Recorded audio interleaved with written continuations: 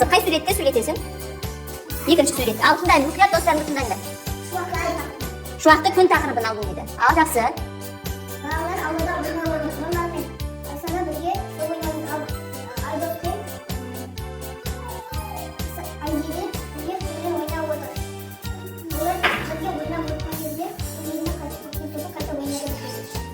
Жақсы, тамаша, өте жақсы отырамын. Ал қай суретті сөйлетесің? Жақсы, ең алдымен балалар суретке не қоямыз бұл жерде? Тақырып қоямыз, е? Не деп аласың тақырыбын? Арман?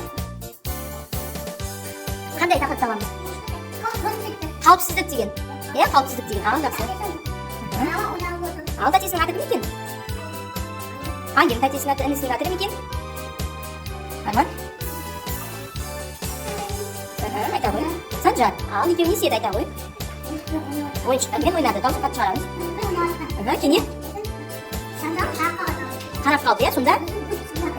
Үтіктен өрт шығып жатқанын байқады. Сөйтіп, көмекке өрт сөндірушілер шақырды. Тамаша. Ал өрт сөндірушілер шақырушы қай нөмірге звондаймыз? Қоңырау шаламыз. 101. Тамаша. Өте жақсы. Отыра қойма. Қай суретті сөйлетесің? Бірінші суретті. Ең алдымен не қоямыз балалар? Тақырып болуы керек. Ал, кет. Балалар, тамаша тақырып.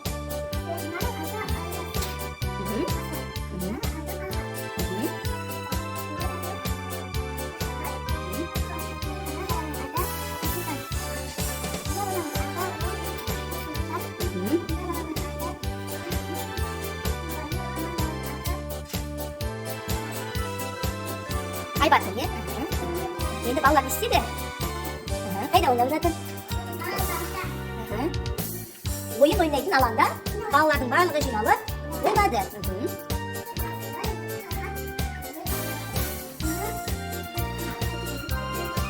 Інісі Бексұлтанға сыйлады, е? Керемет.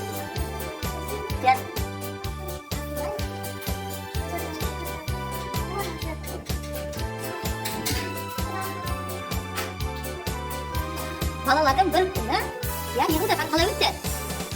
Көңілді өтті, тамаша отыра ғой.